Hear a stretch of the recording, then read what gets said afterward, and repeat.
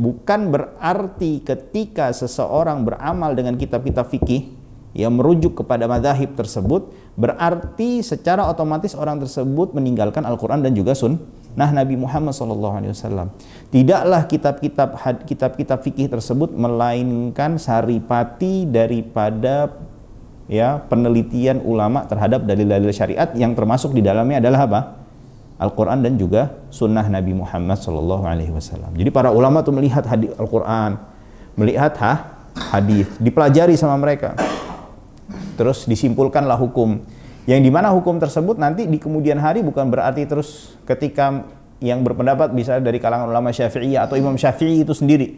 Terus ya udah, kalau Imam Syafi'i itu sudah berpendapat begini, udah kita seakan-akan memposisikan ucapan Imam Syafi'i itu sendiri seperti layaknya wahyu yang diturunkan oleh Allah Subhanahu wa taala. Enggak. Mereka nanti akan menguji lagi kekuatan daripada pendapat Imam Syafi'i itu sendiri, ya. Jadi selain apa? Selain bahwasannya kitab-kitab fikih itu merupakan ringkasan, saripati daripada dalil-dalil syariat itu sendiri, dan juga nanti para ulama akan menguji setiap pendapat-pendapat yang difatwakan dan dikemukakan oleh para imam yang mereka merujuk langsung kepada apa? Merujuk langsung kepada Al-Quran dan Sunnah Nabi Muhammad Sallallahu Alaihi Wasallam.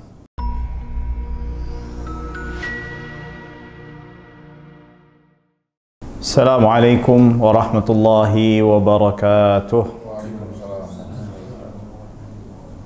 Innal hamdalillah nahmaduhu wa nasta'inuhu wa nastaghfiruh wa natubu ilaihi wa nastahdihi wa na'udzu billahi min shururi anfusina wa min sayyiati a'malina.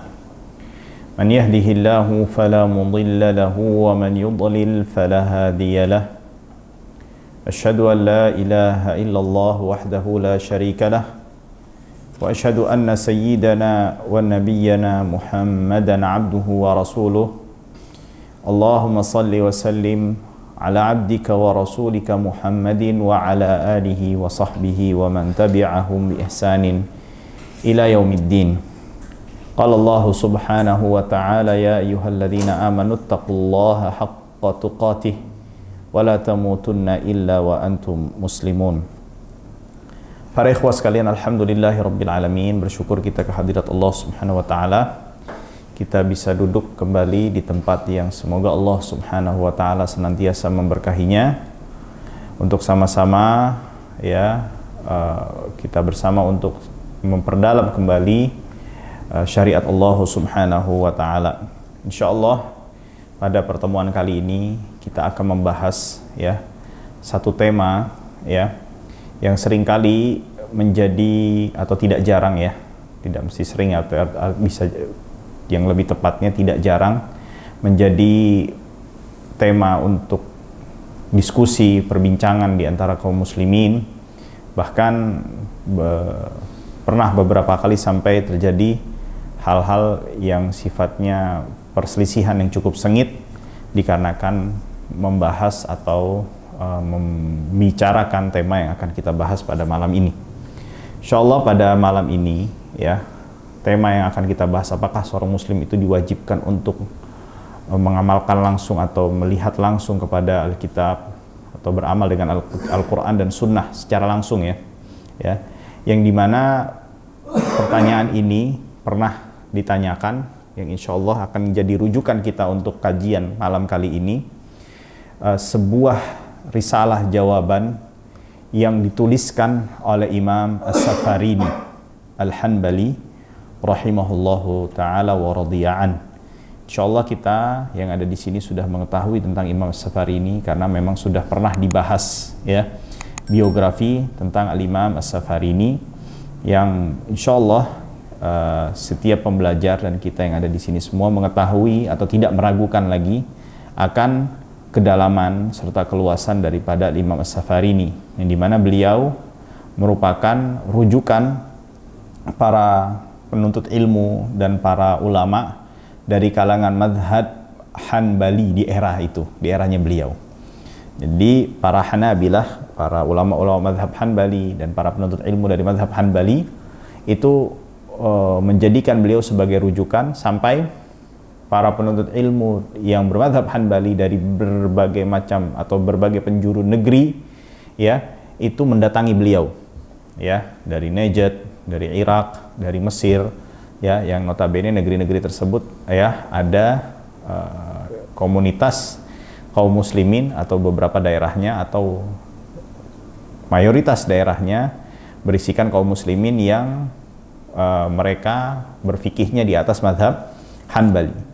Nah, di dalam risalah ini, Imam As-Safari ini pernah disampaikan sebuah pertanyaan kepada beliau mengenai kondisi seseorang yang awal mulanya orang ini menuntut ilmu dengan meniti metodologi jalan cara dengan mempelajari atau menuntut ilmunya dengan merujuk dan mempelajari kitab-kitab para ulama dalam madhab tertentu. Lalu setelah berjalannya waktu, orang tersebut mengatakan bahwasannya beramal dengan kitab-kitab fikih tersebut, ya, yang dituliskan dalam madhab tertentu itu tidak boleh untuk diamalkan, ya. Akan tetapi yang wajib itu adalah mengamalkan hadis dan juga atau merujuk kepada syarah-syarah hadis dan syarah-syarah tafsir. Jadi artinya orang ini awalnya menuntut ilmu di atas satu madhab, ya, di antara madhab 4 yang di dalam lingkup sunni, ahlus sunnah wal jamaah. Entah mengapa di kemudian hari orang tersebut justru memiliki pendapat mengatakan, oh, ini kita nggak boleh sebagai kaum muslimin beramal dengan apa? Dengan kitab-kitab fikih yang ditulis di atas madhab tertentu, baik itu Abu Hanifah, madhab Hanafi, atau madhab Maliki, atau madhab Syafi'i, atau Hanbali, ya. Bahkan orang tersebut sampai menilai, ya, ini merupakan perkara yang muhdats, baru, bid'ah. Jadi beramal ketika kita mencari sebuah jawaban mengenai permasalahan agama kita, lalu kita mencari jawabannya dengan merujuk kepada kitab-kitab fikih tersebut yang ditulis di atas madhab tertentu dari 4 madhab, ya, mengatakan itu sebuah perkara yang bid'ah. Tapi yang diharuskan itu adalah apa? Merujuk kepada kitab-kitab tafsir, merujuk kepada kitab-kitab syarah hadis, mencari jawabannya di kitab-kitab tersebut. Lalu orang tersebut mengembangkan pertanyaannya, jadi menjelaskan prolognya kenapa sebabnya dia menyampaikan pertanyaan ini. Lalu pertanyaannya adalah apa? Apakah kita harus melihat kepada ucapannya? Artinya kita harus memperhatikan ucapan tersebut, menganggap ucapan orang tersebut, ya. Terus lalu, ya, apakah ucapan orang tersebut termasuk, ya, ucapan yang menunjukkan bahwasannya orang tersebut mengaku dirinya sebagai seorang mujtahid. Ya, jadi konsekuensi dari ucapan yang dia sampaikan tersebut itu mengharuskan kita menilai bahwasannya orang tersebut, ya, menilai dari ucapan tersebut orang tersebut sedang mengakui dirinya sebagai seorang mujtahid. Kalau konsekuensinya adalah hal yang demikian, lalu dampaknya seperti apa kalau ternyata, ya, orang tersebut, ya, tidak layak untuk dikatakan sebagai mujtahid? Konsekuensinya apa? Ya, ini jadi berapa? Ada berapa pertanyaan? Ada 3 nih, ya. Yang keempat adalah apa syarat-syarat seseorang dikatakan mampu untuk berijtihad atau menjadi seorang mujtahid? Nah, lalu selanjutnya adalah apa? Yang terakhir, apa yang harus dilakukan oleh orang awam, ya, ketika dia meninggalkan ucapan imam madhab yang dia ikuti, ya, dengan mengikuti orang tersebut, ya. Jadi misalnya seorang orang awam yang bermadhab Syafi'i misalnya, ya, di sini harus diketahui orang awam ini mencakup 2 orang, benar-benar orang yang memang bukan pelajar penuntut ilmu agama, dan yang kedua adalah seorang penuntut ilmu agama tetapi belum mencapai derajat ijtihad. Nah, mencakup kedua orang ini, bila dia meninggalkan ucapan ulama madhabnya, baik itu Abu Hanifah, Malik, Syafi'i, dan juga Ahmad, Lalu dia berpaling kepada ucapannya atau pendapat-pendapat orang tersebut. Apa konsekuensinya? Ya. Nah, dengan mengatakan bahwasannya apa yang dia sampaikan orang tersebut itu sebagai penafsiran dan perwakilan daripada Rasulullah SAW. Artinya dia mengatakan ini sunnahnya Nabi Muhammad SAW. Dan fikih itu bukanlah dari sunnah Nabi Muhammad SAW. Baik. Lalu Imam As-Safarini rahimahullah ta'ala mengatakan, menjawab pertanyaan pertama, mengenai apakah harus kita melihat kepada ucapan orang tersebut, dengan membukanya terlebih dahulu bahwasannya ini merupakan perkara yang besar dan termasuk sebagai musibah. Termasuk sebagai apa?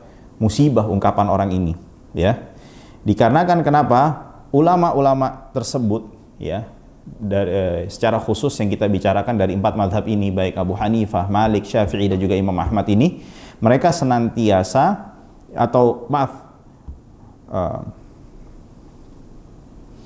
para ulama sejak berabad-abad senantiasa merujuk kepada kitab-kitab 4 mazhab tersebut. Siapa yang kita nggak tahu ulama seperti siapa? Imam An-Nawawi, Imam juga Al-Imam Ibnu Qudamah, Al-Maqdisi, dan juga imam yang lain-lainnya, Mereka semua merujuk kepada kitab-kitab fikih yang mereka, fikih mazhab imam yang mereka belajar dengan mengikuti metodologi imam-imam yang mereka ikuti, Nah, jadi artinya ini sebuah hal yang menunjukkan akan celaan, cercaan kepada para ulama tersebut, Dan juga kita sudah mengetahui atau perlu dipahami juga bahwasannya tradisi bermadhab ini sudah diketahui dan dikenal sejak eranya siapa? Sejak era Nabi Muhammad SAW. Pernah akan disampaikan di sini bahwasannya ketika sahabat itu hendak pergi menuju orang-orang Yahudi Bani Quraidah, lalu Rasulullah SAW memberikan arahan kepada mereka, la yusalliyanna ahadukumul asra illa fi Bani Quraidah. Jangan ada yang sholat asar kecuali nanti setelah sampai di mana? Bani Quraidah. Lalu para sahabat ini berselisih di dalam memahami ucapan Nabi Muhammad SAW tersebut.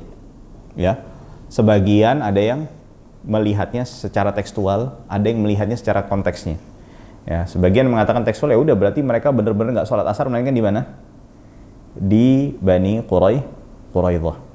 Sebagian melihat konteksnya, artinya Rasulullah sedang buru-buru, maka kalau kita bisa sholat di tengah perjalanan kita tanpa menghambat perjalanan Rasulullah dan para sahabat yang lainnya, maka nggak masalah kita.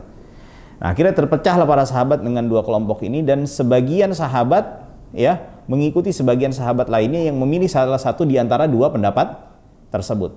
Nah, artinya hal ini sudah dilakukan dan dikerjakan oleh kaum muslimin generasi dari setiap generasi, dan akhirnya sampai pada era bahwasannya hanya terkumpul pada 4 mazhab saja, yaitu imam yang kita ketahui saat ini mazhab Sunni, dan diteruskan sampai era saat ini. Maka kalau misalnya ada seseorang yang mencela praktek yang dilakukan oleh para ulama dari zaman ke zaman, ini merupakan celaan kepada umat itu sendiri. Bisa dikatakan seperti itu, Lalu selanjutnya adalah jawabannya adalah, kan tadi yang pertama adalah apa? Apakah kita harus melihat kepada ucapan orang tersebut? Maka kita nggak usah perlu melihat, karena kenapa? Karena praktek seperti ini sudah dikerjakan generasi ke generasi, Yang artinya nggak mungkin kaum muslimin itu bersepakat di atas sebuah kesalahan dan membiarkan orang muslim itu, terlebih lagi dari kalangan ulama, melakukan atau bersepakat di atas sebuah kesalahan. Lalu yang kedua, kata Imam Safarini, ungkapan atau pengakuan orang tersebut bahwasannya kewajiban kita adalah beramal dengan merujuk kepada hadis dan tafsir dan meninggalkan selain daripada kedua sumber tersebut. Kata Imam Safarini, ucapan ini mengandung 2 makna. Yang pertama adalah makna yang batil, makna yang salah. Apa itu? Bahwasannya dalil-dalil syariat itu tidaklah terbatas Al-Quran dan juga sunnah, tetapi juga ada qiyas, juga ada istishab, juga ada ijma' dan yang lain sebagainya. Artinya ketika kita hanya membatasi bahwasannya beramal hanya merujuk kepada Al-Quran dan sunnah, berarti kita meninggalkan dalil-dalil syariat yang lainnya. Ini dari sisi yang salahnya ungkapannya. Adapun yang benar, bisa makna benarnya dari ungkapannya dia tersebut adalah bahwasannya memang benar kita juga diperintahkan untuk merujuk kepada apa? Al-Quran dan sunnah, ya. Dan perlu di orang itu ketahui, bukan berarti ketika seseorang beramal dengan kitab-kitab fikih yang merujuk kepada mazhab tersebut, berarti secara otomatis orang tersebut meninggalkan Al-Quran dan juga sunnah Nabi Muhammad SAW. Tidaklah kitab-kitab fikih tersebut melainkan saripati daripada ya penelitian ulama terhadap dalil-dalil syariat yang termasuk di dalamnya adalah apa? Al-Quran dan juga sunnah Nabi Muhammad SAW. Jadi para ulama tuh melihat hadis Al-Quran, melihat hadis, dipelajari sama mereka, terus disimpulkanlah hukum. Yang dimana hukum tersebut nanti di kemudian hari bukan berarti terus ketika yang berpendapat bisa dari kalangan ulama Syafi'iyah atau Imam Syafi'i itu sendiri. Terus ya udah kalau Imam Syafi'i itu sudah berpendapat begini, udah kita seakan-akan memposisikan ucapan Imam Syafi'i itu sendiri seperti layaknya wahyu yang diturunkan oleh Allah Subhanahu wa taala. Enggak.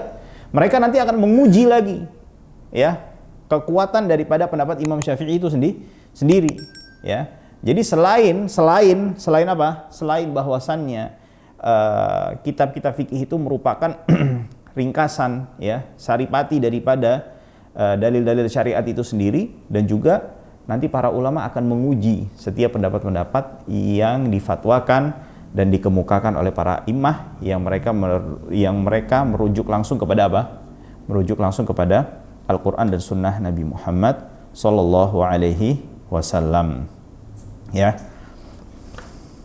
Nah, lalu jawaban yang ketiga, ya, maksudnya jawaban dari soal yang ketiga, apakah ya ungkapan orang ini bisa dikatakan bahwasannya dia sedang mengumumkan dirinya sebagai seorang mujtahid ketika dia mengatakan jangan beramal kepada kitab-kitab fikih, tapi beramal kepada apa? Pada Al-Quran dan Sunnah. Apakah otomatis ucapan orang ini menunjukkan bahwasannya dirinya sedang memposisikan dirinya sebagai seorang mujtahid?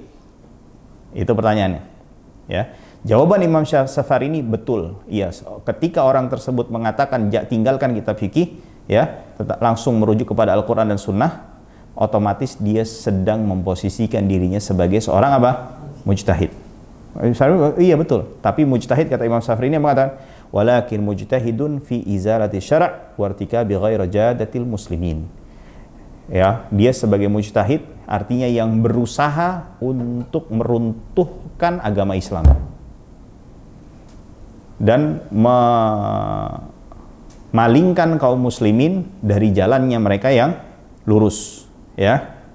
Nah, lalu beliau sampai mengatakan, Imam Safari ini nih, fa mithlu hadzal rajuli fi mithli hadzal zaman, ya, dan permisalan orang ini di zaman itu, di zaman siapa? Di zaman Imam Safari ini, ya, da'wahul ijtihad ka da'wa Musailimatil kadzdzab an-nubuwatah. Permisalannya, ungkapannya ini seperti ya pengakuan Musailimah al-Kadzdzab bahwasannya dirinya adalah seorang nabi. Artinya dia mengatakan dirinya sebagai seorang mujtahid walaupun tidak secara langsung, ya. Di zaman ini sama halnya seperti seseorang yang mengatakan seperti ungkapan Musailimah al-Kadzdzab atau ucapan Musailimah al-Kadzdzab yang menyatakan bahwasannya dirinya adalah seorang nabi, ya. Karena kenapa? Kata Imam Safari ini, wa man rama rutbatal ijtihad, siapa yang ingin mencapai derajat ijtihad, ya, tarakal wisat wal mihad, ya, maka dia akan meninggalkan pembaringan. Artinya apa? Dia akan fokus untuk apa? Belajar. Itu juga yang dilakukan oleh siapa? Imam An-Nawawi. Ya, sampai beliau itu kan disebutkan di biografinya, belajarnya singkat, cuman berapa? 6 tahun saja. Tetapi 2 tahun tidak pernah merebahkan punggungnya di atas kasur. 2 tahun. Tidurnya itu hanya ketiduran. Jadi nggak pernah beliau tuh prepare mau tidur gitu, nggak pernah. Tidurnya selalu apa? Ketiduran selama berapa tahun? 2 tahun aja. Itu baru mencapai derajatnya siapa? Imam An-Nawawi, yang dimana Imam Nawawi kata para ulama belum mencapai derajat ijtihad. Imam Nawawi belum mencapai derajat apa?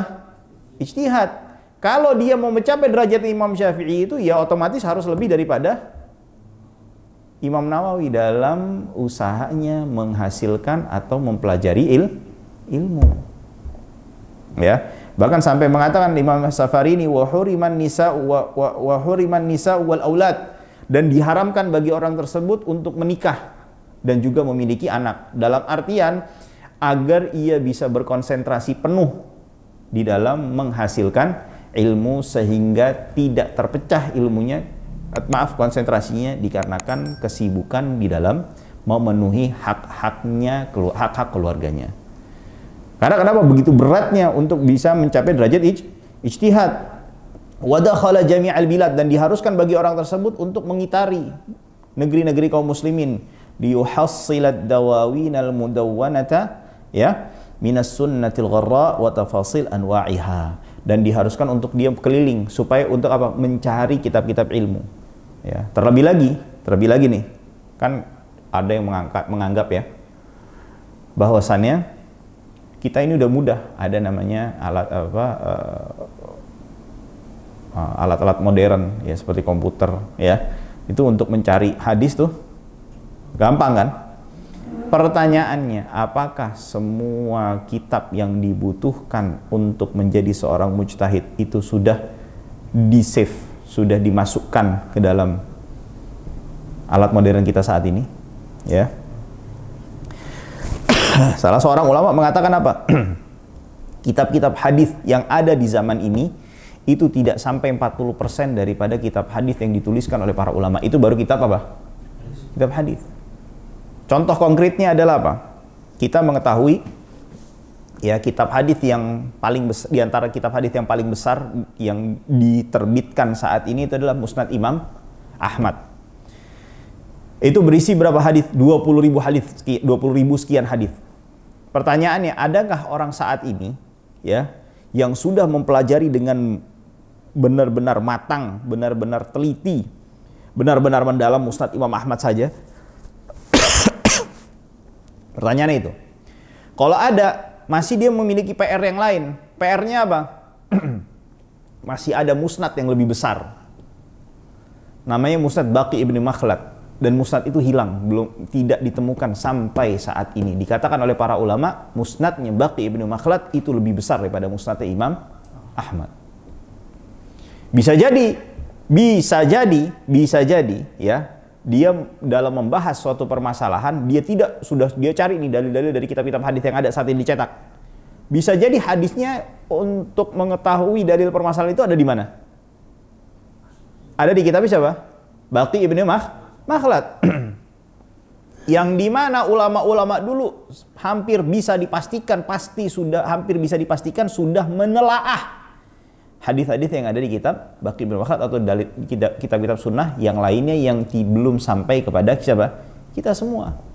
Contoh kecil saja. Dalam mazhab Syafi'i itu ada kitab namanya Syarhus Shaghirnya Rafi'i. Syarhus Shaghir. Kitab Syarhus Shaghir itu hilang, nggak ada sampai sekarang. Ya. Kita bisa mengetahui ucapan-ucapannya Rafi'i di dalam Syarhus Shaghir itu dalam kitabnya yang lain yang menukil dari kitab Syarhus Shaghir. Otomatis yang menukil ini pasti pernah apa? Membaca Syarhus Shaghir. Maksudnya apa di sini? Artinya ulama-ulama terdahulu itu kita harus berhusnudzon, ya. Dan hampir bisa dipastikan mereka sudah mengerahkan usaha mereka di dalam menjaga syariat dan sudah apa? Menghidangkan kepada kita hukum-hukum yang tinggal kita apa? Kita pakai lagi, nggak perlu kita telisik lagi, kita lihat nih bener nggak nih dalilnya ini, ulama ini berpendapat gini, bener nggak dalilnya, dan seterusnya. Pertanyaan-pertanyaan yang sebetulnya nggak perlu untuk dipertanyakan, ya. Nah, kalau engkau sudah mengetahui kalau engkau sudah mengetahui bahwasannya beratnya ucapan atau beratnya seseorang untuk mencapai derajat ijtihad ini, maka kesimpulannya orang ini tidak perlu untuk dianggap. Ungkapan orang ini untuk tidak perlu dianggap. Karena Imam Safari pun juga mengatakan orang ini sama halnya seperti apa? Musailimah al-Kadzdzab. Kita mau pusing nggak kira-kira Musailimah al-Kadzdzab ngomong apa, kita anggap nggak? Kita pikirin nggak? Nggak perlu, karena udah nih ungkapan orang apa? Pendusta dan pembohong. Ya. Nah, konsekuensi dari ucapan orang ini, maksudnya ucapan yang diucapkan oleh orang tersebut, ya, konsekuensinya kata Imam Safari ini, qad alimna anna hadzal rajula, kata Imam Safari ini, dhallun mudillun li'adami ma'rifati bituruqil ijtihad. Orang ini sesat dan menyesatkan dikarenakan dia berbicara sedangkan dia belum memenuhi kapasitas keilmuannya. Ya. Nah, hatta innahu ahmal al-ijma' wal qiyas. Di antara dalilnya apa kata Imam Safari? Di antara dalilnya yang lain, menunjukkan bahwasannya orang ini adalah sesat dan menyesatkan. Ketika dia mengatakan, kan kata orang ini kan dalilnya adalah apa? Kita kembali kepada Al-Qur'an dan sunnah saja. Di antara yang menunjukkan akan kesesatan orang ini atau ketidaklayakan orang ini untuk dikategorikan sebagai seorang mujtahid, di mana dia mengabaikan ijma' dan juga qiyas. Betul ya? Wa hadza ghayatul iflas, dan ini sungguh kerugian yang paling besar, ya. Nah, wa amma man idda'al ijtihad, siapa yang menyatakan dirinya sebagai orang yang mencapai derajat ijtihad, fayutlabu minhul burhan, maka orang tersebut diminta buktinya. Fahadha yanbaghi an yu'addab. Dengerin. Maka orang ini ketika ternyata ya tidak sesuai dengan pengakuannya, ya, pernyataannya yang dia sampaikan, maka dia harus diberikan pelajaran yang tegas, pelajaran yang keras. Siyama fi ta'nihi ala salafil ummah wa a'lamil a'immah. Terlebih lagi ucapannya dia ini berisikan cercaan, celaan, tuduhan kepada ulama-ulama terdahulu. Ya, seakan-akan kan mengatakan bahwasannya apa yang dituliskan oleh ulama-ulama terdahulu di dalam kitab-kitab fikih itu adalah sebuah hal yang bid'ah kan? Sama saja menyatakan secara tidak langsung bahwasannya ulama-ulama tersebut menuliskan kitab-kitab apa? Bid'ah. Nah, ada kisah menarik nih. Imam As-Suyuti sebagaimana yang disampaikan di beberapa kitab, diantaranya di Faidul Qadir, Imam Al-Munawi, ya. Imam Suyuti ini orang alim, sudah nggak perlu dipertanyakan lagi. Tetapi ada ungkapannya beliau ini yang dirasa oleh banyak ulama agak kebablasan, kelebihan. Alim, beliau alim, diakuin alim, nggak ada yang menyatakan Imam Suyuti ini nggak alim, nggak, semua ulama menyatakan sepakat bahwasanya beliau adalah orang apa? Alim. Tetapi ada satu ungkapan beliau itu yang dia ucapkan melebihi daripada kapasitasnya ketika dia mengatakan bahwasannya saya adalah seorang mujtahid. Beliau pernah membuat pengakuan hal tersebut. Dia adalah apa? Mujtahid. Nah, akhirnya para ulama ketika mendengar pengakuan Imam Suyuti tersebut, ya, beramai-ramai mengirimkan surat kepada Imam Suyuti menanyakan permasalahan-permasalahan untuk diselesaikan oleh Imam As-Suyuti. Diselesaikan oleh siapa? Imam As-Suyuti. Minta diselesaikan. Akhirnya begitu banyak ya soal yang diterima oleh Imam Suyuti, dan begitu sulitnya soal-soal yang disampaikan dan dikirimkan oleh para ulama tersebut, Imam Suyuti mengatakan akhirnya seperti mengaku menyerah. Dia nggak bisa untuk menjawab hal tersebut. Nah, perlu antum tahu siapa Imam Suyuti itu supaya kita bisa mengukur diri kita dengan membandingkan dengan siapa Imam Suyuti. Imam Suyuti itu beliau menguasai 7 cabang ilmu, ya, yang dimana kata Imam Suyuti di dalam setiap satu cabang ilmunya, kalau dia mau menuliskan satu kitab per satu bab bahasannya di dalam satu cabang ilmu tersebut, dia bisa melakukannya. Misalnya, dalam satu cabang ilmu itu ada 30 bab misalnya. Nah, dia bikin tuh kitab sendiri jadi 30 jilid khusus untuk ilmu itu aja. Bisa dia bikin gitu, kata Imam Suyuti.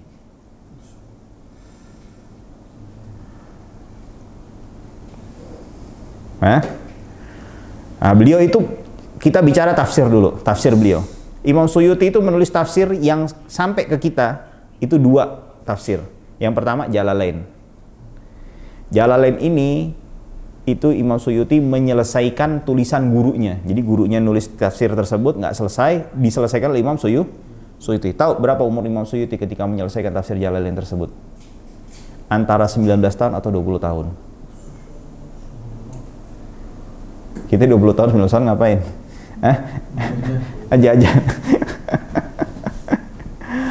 Nah, terus ada kitab lain yang namanya Ad-Dur Al-Manthur. Ad-Dur Al-Manthur. Ini tafsir Al-Quran birriwayah. Tafsir Quran birriwayah. Artinya dia menafsirkan Al-Quran dengan membawakan riwayat-riwayat yang berisikan tafsir ayat tersebut. Itu termasuk tafsir yang besar. Tafsir yang besar. Akan tetapi ternyata Imam Suyuti itu bukan berarti Durrul Manthur itu tafsir yang beliau yang paling besar. Ternyata beliau punya tafsir yang lebih besar daripada itu lagi. Punya tafsir yang apa? Lebih besar lagi. Tapi sayangnya tafsirnya hilang. Yang tersisa muqaddimahnya. Muqaddimahnya itu sampai saat ini dijadikan ya muqarrar ya bahan pembelajaran untuk ilmu Al-Quran di universitas-universitas. Itu baru apa bicara apa? Muqaddimah. Artinya kalau muqaddimah nggak, kelasnya nggak mungkin dia mengerahkan seluruh kemampuannya untuk menuliskan tentang bab tersebut kan. Jadi ibaratnya baru apa? Baru ringkasannya aja. Pendahuluan. Muqaddimah tafsirnya beliau. Jadi tafsirnya hilang, muqaddimahnya masih apa? Masih ada. Itu dikenal dengan al-itqan fi ulumil Quran. Itu terkenal orang-orang yang belajar di fakultas tafsir dan ilmu Al-Quran pasti tahu kitab itu, dan itu jadi kitab rujukan dalam memahami ilmu Al-Quran. Dalam bidang hadis, beliau punya kitab namanya Al-Jami' As-Shaghir. Al-Jami' As-Shaghir. Al-Jami' As-Shaghir itu seperti abjad. Jadi antum kalau nyari hadis itu bisa di situ. Antum ingat aja redaksi hadisnya. Misalnya innamal a'malu bin, atau misalnya begini apa? Min husni islamil mar'i tarkuhu ma la ya'ni. Min husni islamil mar'i. Itu hadis itu dimulai dengan huruf apa? Mim, ya kan? Nah, jadi buka huruf mim. Buka huruf mim. Ya. Terus nanti mim alif, mim alif, mim alif, mim ba, mim ta sampai ke mim nun. Nanti hadis yang dimulai dengan mim nun itu semua diurutin sama Imam Suyuti.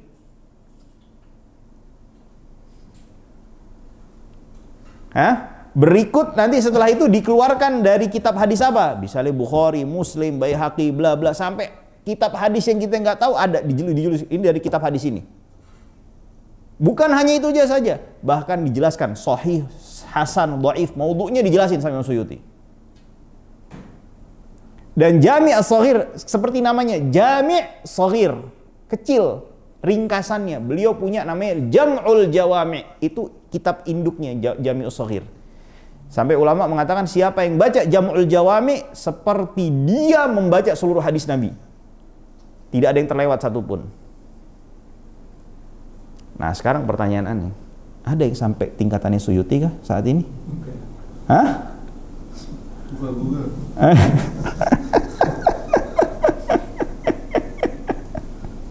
Ada nggak sampai tingkatannya Suyuti saat ini? Hah? Seujungnya aja deh, seujungnya. Nggak ada. Separohnya kalau nggak separoh nggak ada ya? Itu dia. Begitu Imam Suyuti, kira-kira kalau di era kita saat ini hidup Imam Suyuti itu meninggal 911 Hijriah. 911 jadi kurang lebih 500 tahun yang lalu.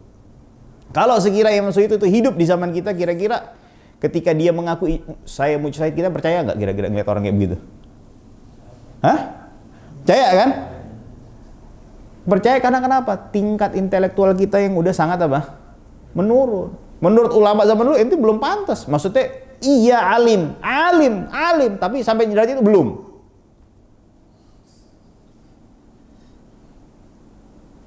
Jelas ya? Nah, maka dari itu dalam sebuah kisah nih saya bacakan ya. Dalam sebuah ada satu riwayat yang dinukilkan oleh Imam Ibnul Qayyim di dalam kitab I'lamul Muwaqqi'in an Rabbil Alamin jilid 2 halaman 54 sampai halaman 84 maaf sampai 85. Secara ringkasnya Imam Ahmad, kata Muhammad ibn Ubaidillah ibnul Munadi, ya, dia mendengar ada satu orang bertanya kepada Imam Ahmad, "Idza hafidha ar-rajulu mi'ata alfi haditsin yakunu faqihan?" Kalau ada orang yang hafal 100.000 hadis, apakah orang tersebut tergolong sebagai orang faqih yang boleh berfatwa langsung dengan melihat kepada Al-Quran dan Sunnah dan dalil-dalil syariat? Berapa? 100.000 hadis. Ada nggak orang zaman sekarang seperti itu? Hah? Nggak ada. Qala la, kata Imam Ahmad, nggak ada. Nggak boleh. Fami'atai alfin, 200.000. Kalau 200.000 hadis, wahai Imam, bagaimana? Qala la, tegas Imam Ahmad mengatakan, nggak boleh. Dia belum tergolong sebagai faqih. Qala fa thalathmi'ati alfin, 300.000 hadis, bagaimana wahai Imam? Qala la, enggak. Kata Imam Ahmad tegas, masih tegas mengatakan la. Ya. Qala fa arba'umi'atin bi arba'umi'ati alfin, 400.000 bagaimana wahai Imam Ahmad? Kata Muhammad ibn Ubaidillah ibnul Munadi, qala biyadihi hakadha wa harraka yadahu. Ya, boleh deh. Dia begini Imam Ahmad. Artinya apa? Artinya apa? Ngasih korting. Ngasih toleransi. Artinya menurut standar Imam Ahmad belum menjadi seorang apa ya? Faqih. Ya. Lalu ditanyakan Abul Hasan, sa'altu jaddi, ini yang meriwayatkan riwayat kisah tadi ya, fakam kana yahfadhu Ahmad bin Hanbal, berapa Imam Ahmad hafal hadis itu? Kata Muhammad ibn Ubaidillah, akhadha an 600 alfin, Imam Ahmad itu hafal 600.000 hadis. Berapa? 600.000 hadis. Ya. Zakartu hadhil mas'alata. Terus siapa si cucunya Muhammad bin Ubaidillah ini, ya, yang dimana kakeknya itu melihat langsung kejadian itu. Imam Ahmad, penjawaban Imam Ahmad tersebut. Cucunya menyampaikan riwayat tersebut ke orang-orang, ya. Qala li Abu Ishaq, lalu ada orang yang namanya Abu Ishaq, 5 jalasta, ya, fi Jami'il Mansur lil Futya, dzakarta hadhil mas'alah. Ya, oh maaf, Abu Ishaq mengatakan ketika saya duduk di Jami' al-Mansur di Baghdad untuk dia berfatwa, toto ada orang datang. Fa anta huwa dha la tahfadhu hadzal miqdar hatta tuftiyan nas. Lah ente ini Abu Ishaq katanya enggak hafal tuh 400.000. Kok ente berani berfatwa untuk orang? Paham enggak? Jadi ini si Abu Ishaq ini, ya, temannya cucunya Muhammad ibn Ubaidillah tadi, ya, dia cerita ke cucunya tadi tuh, ini nyampein ke orang, terus toto orang ada yang protes, nah ente belum hafal 400.000, kok berani ente untuk apa? Berfatwa. Dengarkan perkataannya. Faqultu lahu, afakallah, semoga Allah menyelamatkanmu. In kuntu la ahfadhu hadzal miqdar, walaupun saya enggak hafal sebanyak hadis sebanyak tersebut, sebanyak itu, fa inni huwa dha uftin nas biqauli man kana yahfadhu hadzal miqdar wa aktsara minhu. Akan tetapi ketika saya berfatwa, saya membawakan perkataan orang yang hafal hadis sebanyak itu, bahkan lebih banyak lagi. Artinya apa? Orang tersebut ketika berfatwa membawakan ucapannya siapa? Imam Ahmad bin Hanbal. Ya. Jadi bukan langsung kemana? Quran dan Sunnah. Lantas pertanyaannya, Ustadz, kalau begitu kita nggak boleh ijtihad dong? Benar kan? Artinya maknanya bagaimana? Kan kita harus realistis juga. di era modern saat ini yang dimana perkembangan perubahan ini sangat cepat ya, betul ya? Pasti kita akan mendapatkan masalah-masalah yang para imam tuh belum ngomongin, betul ya? Lah otomatis kita bagaimana menghadapi sikap seperti itu? Nah maka dari itu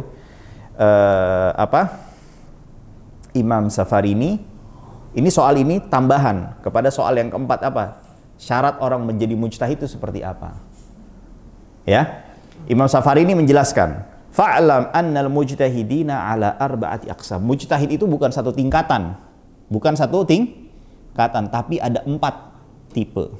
Kata Imam Safarini. Pertama, mujtahidun mutlak, mujtahid mutlak. Yang kedua, mujtahidun fi naw'in minal amal, mujtahid dalam masalah tertentu saja. Jadi dia mujtahid dalam misalnya bidang zakat, mujtahid dalam bidang sholat, bidang waris, bidang peradilan, ya. Lalu wa mujtahidun fi mas'alatin minhu, atau mujtahid dalam satu permasalahan aja, udah satu permasalahan dia mujtahid dalam satu permasalahan. Au masail, atau dalam beberapa permasalahan. Jadi ada tingkatannya. Nah, yang dibicarakan oleh Imam Ahmad bin Hanbal ini siapa? Orang yang tingkatan pertama mujtahid mutlak, ya. Nah, kata Imam Safarini, kalamu hadzal jahil, kata orang jahil ini, kata Imam Safarini mengomentari orang tersebut, wal mutajahil, ya, yang yaqtadi al-ijtihadul mutlak, menunjukkan dia mengaku, ya, memposisikan dirinya sebagai mujtahid mutlak. Mujtahid mutlak itu setara dengan siapa? Imam Ahmad, Imam Syafi'i, Imam Abu Hanifah. Qala Ibnu Hamdan min a'immati madhhabina, berkata Imam Ibnu Hamdan, ya, salah seorang ulama madhab Hanbali. Siapa yang mujtahid mutlak itu? Dengarkan. Huwa alladhi yastaqillu bi idrakil ahkami syar'iyyah minal adillati syar'iyyatil 'ammati wal khassah. Dia yang sudah mampu berijtihad dengan melihat kepada dalil-dalil Al-Quran dan Sunnah sampai bisa mengeluarkan panduan ijtihadnya dan menjelaskan hukum-hukumnya. Gampangnya begini, secara simpelnya, tingkatan mujtahid mutlak itu dikatakan mujtahid mutlak bukan seseorang yang tingkatannya berfatwa dalam satu permasalahan, tapi dia sudah sampai berijtihad dalam menetapkan metodologi cara dia berijtihad. Jadi tingkatannya sampai apa? Menjelaskan metodologi, udah sampai tahapan itu. Jelas ya? Nah, artinya kalau dia mengatakan kembali kepada Al-Quran dan Sunnah, ya, maka dia memposisikan dirinya seperti apa? Mujtahid mutlak. Harus dijelasin, harus apa metodologi ente ini dalam memahami Al-Quran Sunnah ini seperti apa. Betul ya? Nah, adapun mujtahid-mujtahid yang lainnya, maka Imam Syatibi mengatakan ada namanya ijtihad fi tahqiqil manat. Apa itu tahqiqil manat ini? Jadi begini, seringkali para ulama itu memberikan panduan umum lewat masalah yang dia jelaskan. Jadi ada masalah yang dia bahas, lalu lewat masalah tersebut memberikan sebuah panduan umum, kaedah.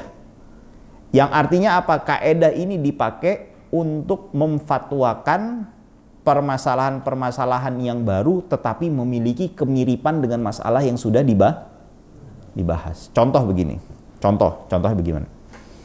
Ketika ulama berselisih di dalam ketika ulama membahas masalah sebabnya seseorang atau illah, sebabnya seseorang diperbolehkan untuk melakukan qashar dan jamak di dalam sholat. Jelas ya?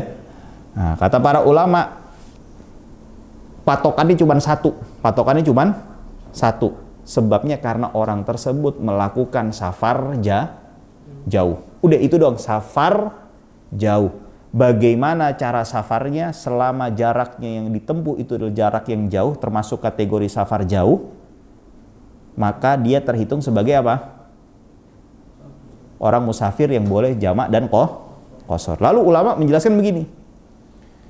Kan yang dimana pada saat itu ya, sebelum Anda lanjutkan, pada saat itu orang kalau melakukan safar jarak jauh itu, ya, safar jarak jauh, biasanya kalau jaraknya 80 kilo lebih, itu ditempuh dalam 2 hari perjalanan. 2 hari perjalanan. Lalu ulama mengatakan di zaman itu tuh yang masih naik onta, naik keledai, naik kuda, mengatakan kalau sekiranya nanti ada orang yang mampu ya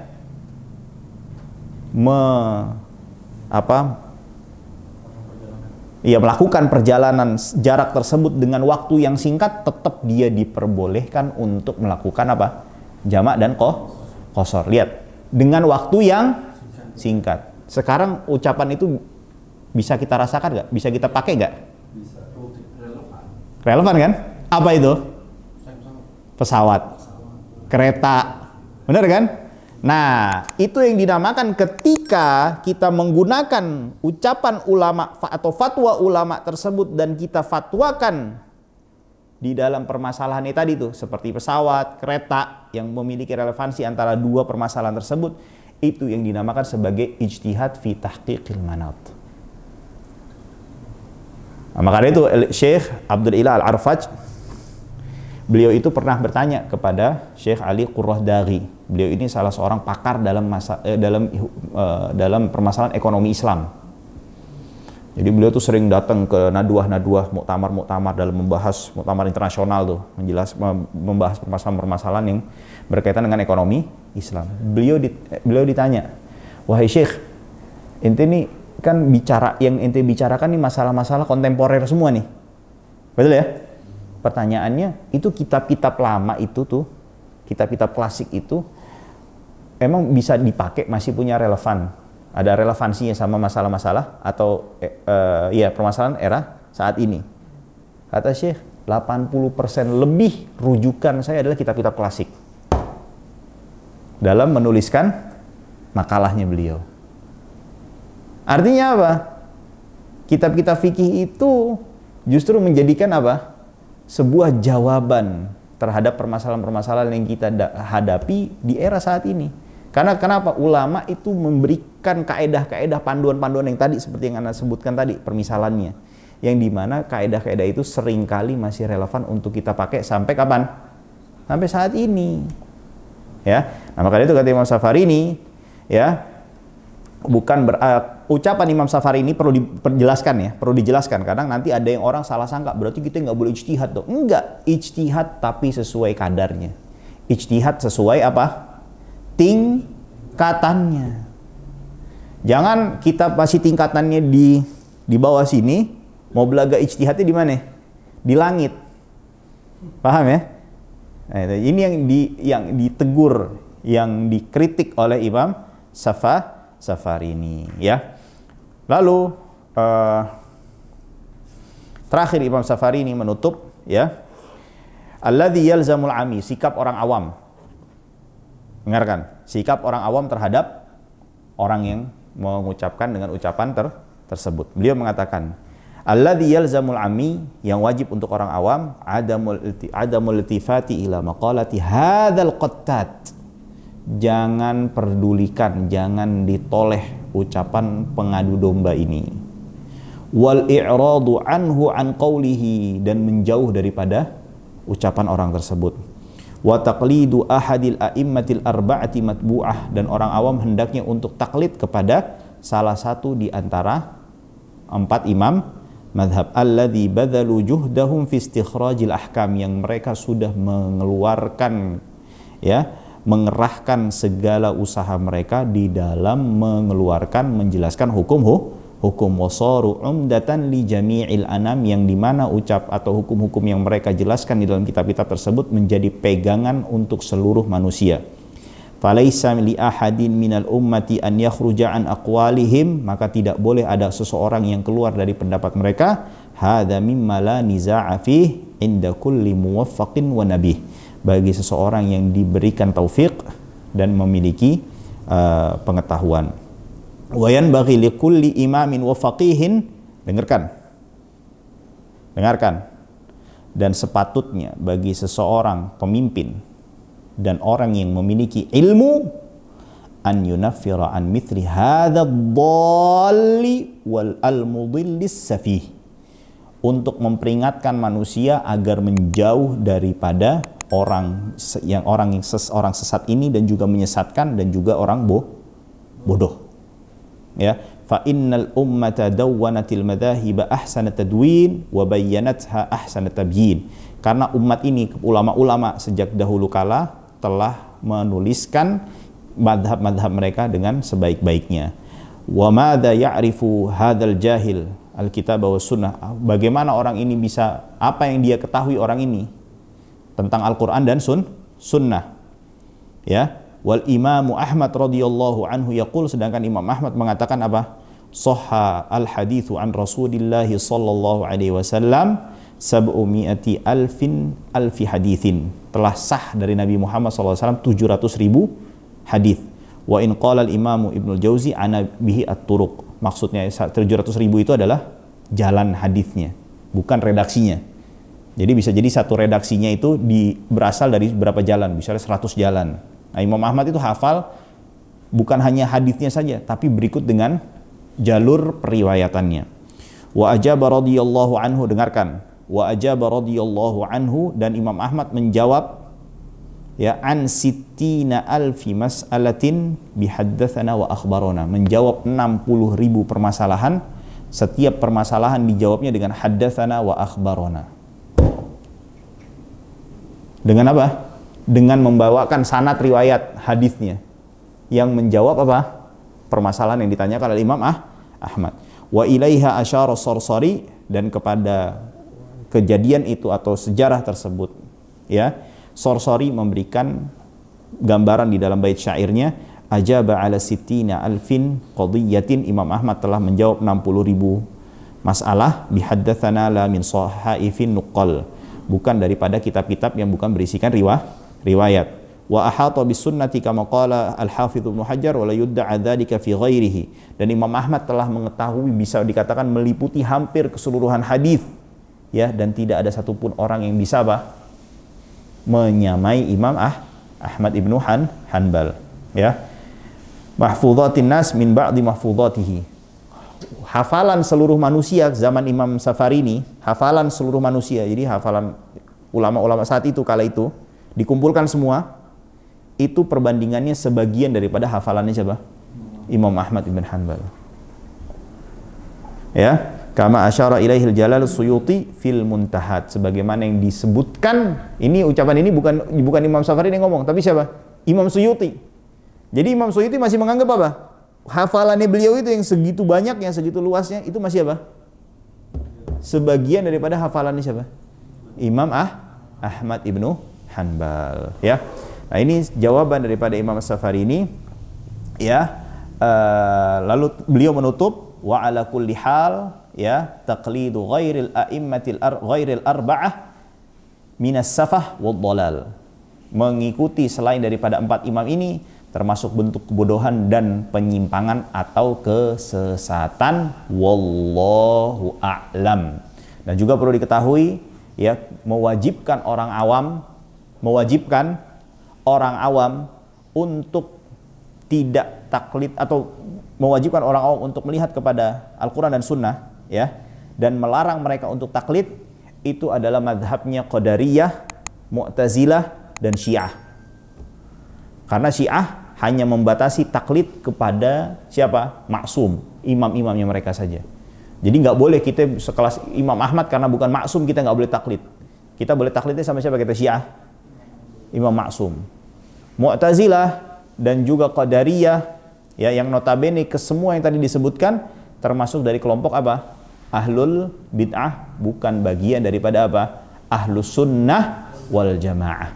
Jadi Ahlus sunnah wal jamaah adalah yang mengharuskan